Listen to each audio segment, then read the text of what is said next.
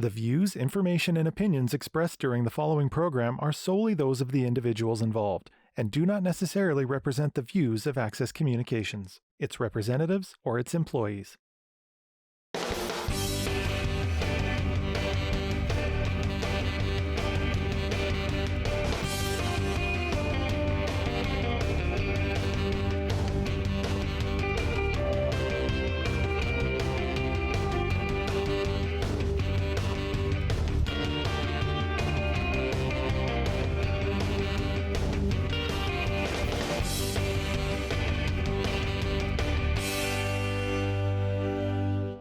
Welcome to AccessNow TV. My name's Tony Vandenberg and I'm with the Meadow Cruises Car Club.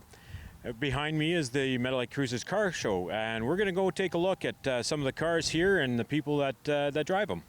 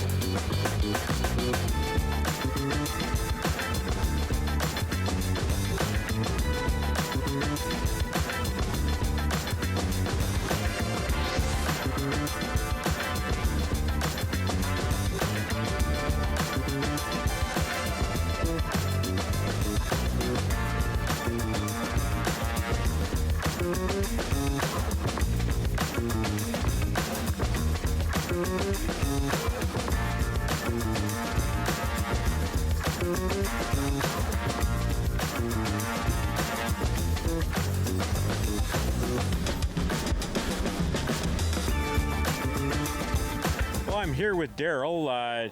He's with his car. Daryl, can you tell me a little bit more about your vehicle?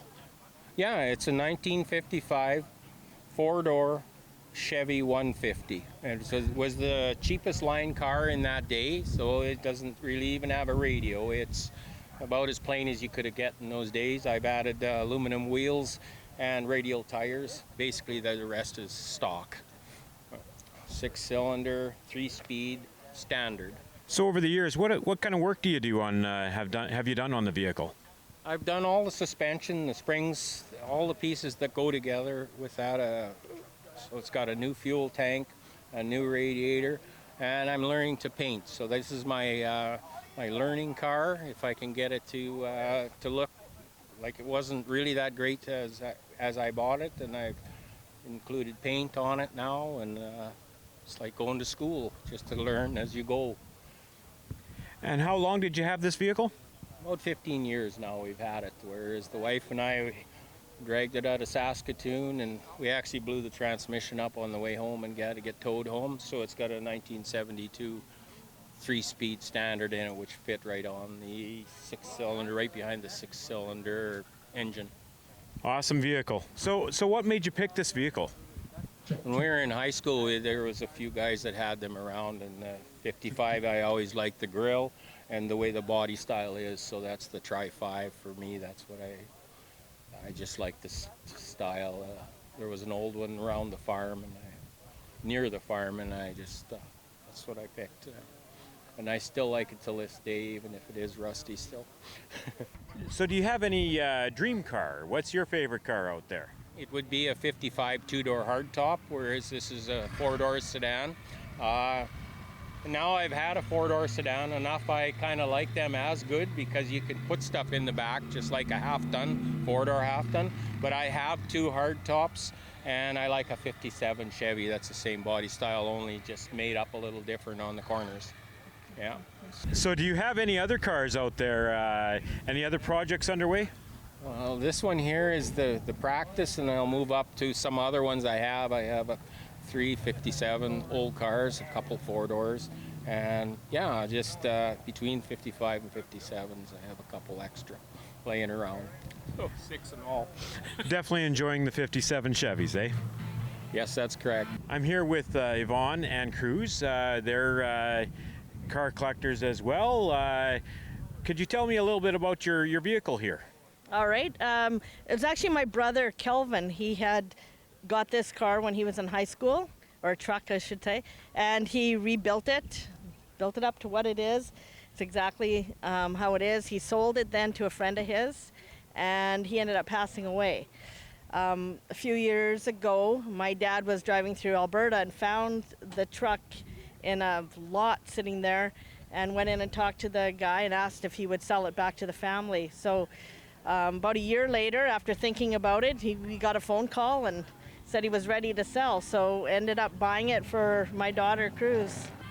Cruz, maybe you could tell me a little bit about this truck. What makes it special for you? Well, having it be back in our family is really nice, and it means a lot to me because I've always loved trucks like this, so I'm really lucky to have it, and it means a lot. So what kind of work did you put into it as a family here? Was this, it was built up for you, but what kind of maintenance, what kind of extras have you done to it? I think they just put a fuel filter in it. We got new rubber for it, and a little wax and elbow grease. Right on. So do you have any more projects that are in your shops or anything out there? Well, my dad has a few trucks, and I hope to be able to get them running one day. Yourself? Nope. So is there any of those fantasy vehicles out there that you would say, hey, that would be the next vehicle I'd like to work on? I'd say another truck like this. You like the square bodies? Yeah. Right on. So this truck does not look like your standard it's definitely modified.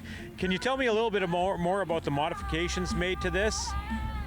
Well, originally it had a 350 big block in it, and then when it got sold, it had a 454 put in it with a 4-speed transmission. So that changes it up a little bit because you don't see many big trucks like this with a standard transmission. And them tires, they ain't your regular road tires. So are you taking this thing off-roading? No, it's gonna be a pavement princess. Right on, right on. So do you know how much lift is on this thing? It's tall. We were talking about it, and it's about a 6-inch lift because it's the tires included with the body lift. Thanks. Join us Monday, September 5th from 12 to 4 p.m. when Access Communications and the Collectors Car Club host the 15th annual Labor Day Show and Shine. Classic cars and fun for the whole family at Access Community Park in Regina. Admission is $5 per person, $10 per family, and kids under 12 get in for free. Presented by CAA Saskatchewan. CAA is happy to help our local families by presenting the Labor Day Show and Shine, with proceeds directed to the Regina Food Bank. The 15th annual Labor Day Show and Shine. Visit myaccess.ca/show-and-shine to learn more. I'm here with Shane. We got a very unique car here. Can you tell me a little about it? It's a 1978 Mercury Marquis, and it's got 41,000 original kilometers on it, and I'm the second owner. Now, it's not something that you say, okay, it's a sports car, it's not a muscle car. What makes this special for you? It's special for me because I'm the second owner, and the first owner was my wife's uncle, who passed away 3 years ago and left the car to me. Is this kind of a car that you've been looking for and just wanting to have, or can you tell me a little more about that? Sure. I've always been a fan of Ford and Mercury cars, love big cars, and in 1988 I met my wife. We weren't obviously married then, but I met her, and she introduced me to her family and introduced me to her uncle Bob. And he had this car in 80 or 70, he bought it brand new, so it was 10 years old when I first saw it. I fell in love with the car, and every time I would go out and visit her family, he would have this car obviously at his house, and I just loved the car. And when he passed away, her dad called me up and said that he would love for me to come and pick the car up, and gave me the car basically. So. Wow. Now this car is looking in impressive shape. It doesn't look like too much has been done, but can you tell me a little bit about what you've done to it? Well, it sat for 5 years because Bob was sick with cancer, so it really didn't move. And so when I went and picked it up, it was really dirty, very dirty. And on the way home, I had a passenger that I didn't really know about till I got home. There was a mouse running around in it, and what kind of tipped me off was the ownership in the glove box was chewed up into tiny little bits. So I had to trap it first and get rid of it, and then I spent about 2 days solid cleaning it, mouse nests, all sorts of stuff. I had to gut the trunk. And I've replaced some electrical parts, alternator, belts, exhaust system, that type of thing. But otherwise, I just had to give it a really good cleaning. It's looking in fabulous shape. So is there any other projects that you have on the go? Or is there something else that you're looking to build or in the future? Well, geez, obviously I'd love to find another car, but money is kind of an object for me. But if I could find another one of these, or a Thunderbird, or Lincoln, or something like that, I'm a fan of the big cars. I'd love to have one of those. But for now, I'm gonna keep working on this one. I'd love to repaint this car because it's got a few blemishes and stuff like that on it. But that's about it for now. But for the age, it's great. Got great patina. It's looking in great shape. Yeah, exactly. I just want to keep going to car shows and keep driving the car, show it off. So you see on the front here, it's a little different in the material and whatnot. Is that all original with the vehicle? Yeah, this is original. The headlights pop up when you pull them on. They're vacuum operated. Yeah, that's factory. I mean, that bends. The old Fords, Mercuries, they all do that. The bumper, I think, is spring activated too. If you happen to hit something, at a low speed, it'll just kind of bounce, that type of thing. Everything's original on the front. Everything is all numbers matched. The engine, 460 under the hood. I haven't done anything. I haven't changed anything on here. Just the Maple Leafs emblem on the back, and I put a personalized plate on the back just to kind of commemorate where I got the car from. It's Uncle Bob, it says, just to keep his memory alive. So, yeah. Great, thank you. I'm here with Josh. Josh, where are you from? Cold Lake, Alberta. So what brings you to Meadow Lakes Car Show? Well, I grew up here. I got some family here, so I got my father-in-law's car right beside me, so it's just an honor to be here with him. So, tell me about your car. It's quite the unique vehicle here. Yeah, so it's a 71 Plymouth Duster. I bought it a few years ago. Yeah, it's got a big block 383 in it. Stuffed in there. They never came with that. It's all small blocks in these, so they shoved one in here. And what kind of modifications have you done to this vehicle since having it? Most of the work was done to it. I've done a few things, added stereo, rebuilt the rear diff, did some interior work to it, some rocker work into it, valve train stuff. Just made my own little twist on it. Oh, there's definitely enough work that was done to it for sure. Thank you. It's a beautiful looking Duster here. So this is not a new vehicle. So how did these old vehicles drive? Well, it's loud, it's rough, but it's fun.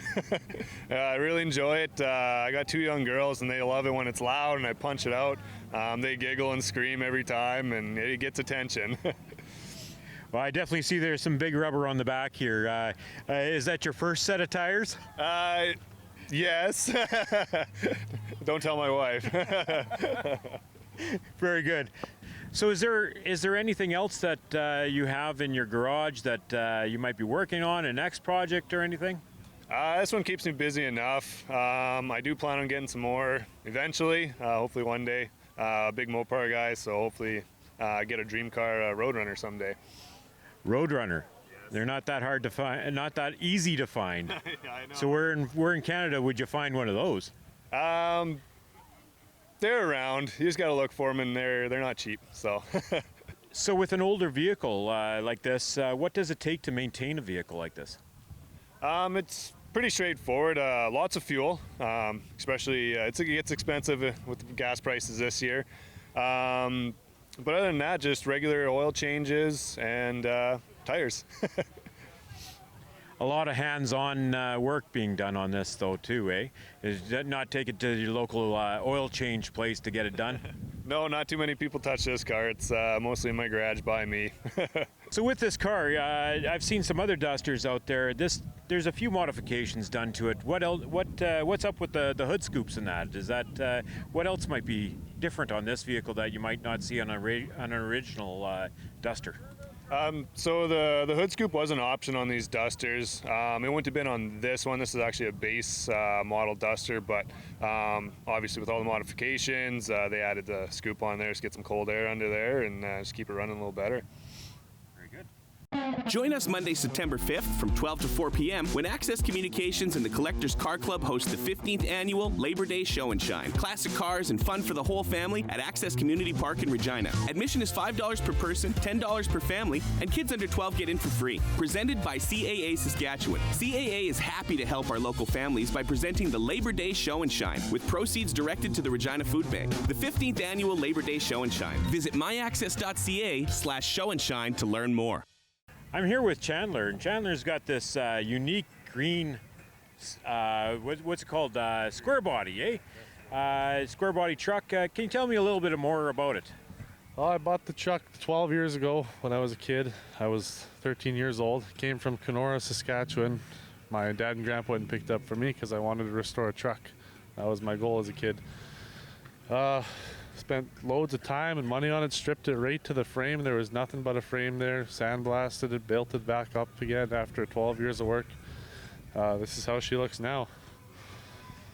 So it's awfully green, like Saskatchewan Rough Rider green. Yeah. Now, it also says on the side, the Big Green Machine. So tell me a little bit about what this model is, what's special about it.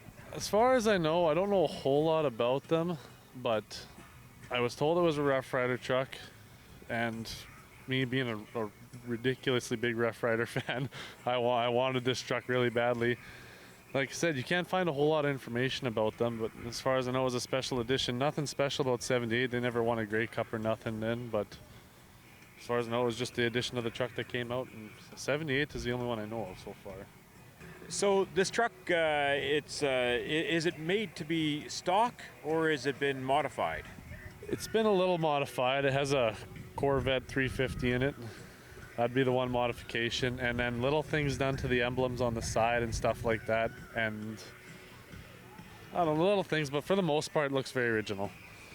Well, beautiful truck, beautiful truck. So after this project, you've got this one done. Is there any other projects that are you're looking to get into?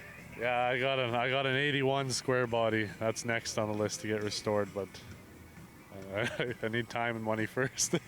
So is it a modified unit for this one then? Yes. Yeah, this one will be more modified for sure, yeah. So we got Chandler's dad here, and he's going to give us a little bit more history on that, on the truck. Why is it a rider truck and such? So yeah, in 1977, the Saskatchewan Rough Riders came under a new management group, which is when they coined the phrase the Big Green Machine. There was a connection to the Saskatchewan Chevrolet Dealership Association. So in 1978, they ordered a bunch of these trucks. They're basically base models with Silverado interiors, which I was told you and I couldn't do. And that's when they ordered them and then badged them with the Big Green Machine that you see on the side. And that's also where the Big Green Machine, which follows the Saskatchewan Rough Riders to this day, that's the same lineage that's behind. Well, thanks for providing that history. So how many years did they run this, or how rare is something like this then? 1978 is the only year of it. They're really not that easy to find. This one we found in Kenora, Saskatchewan. Like Meadow Lake, I was told, had 2 of them come into the McNabb Motors, which was the Chevrolet dealership at the time. I was told by a salesman in Saskatoon that they got 9 of them.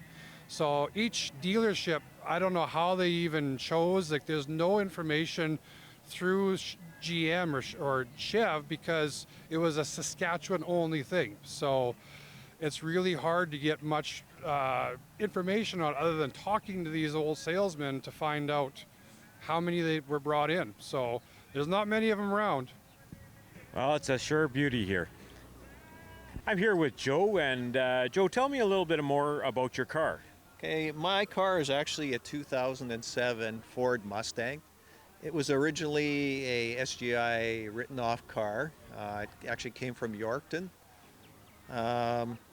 So when I got the car, I started thinking about how I wanted to rebuild it. So I always liked the 2007 Roush Mustangs that used to be for sale at Ford. when they used to have them for sale at Paradise Hill. I always drive by them and I had to stop and take a look at them. So then I thought, well, okay, that might be the kind of the style I wanted. So when I rebuilt the car, I purchased the Roush body kit. So I've got actually a Jack Roush front bumper in here. Jack Roush is a big name in the United States in motorsports racing for Ford. So the other thing I've got the Roush quarter window vents and the Roush rocker moldings. So those were the first additions to the car.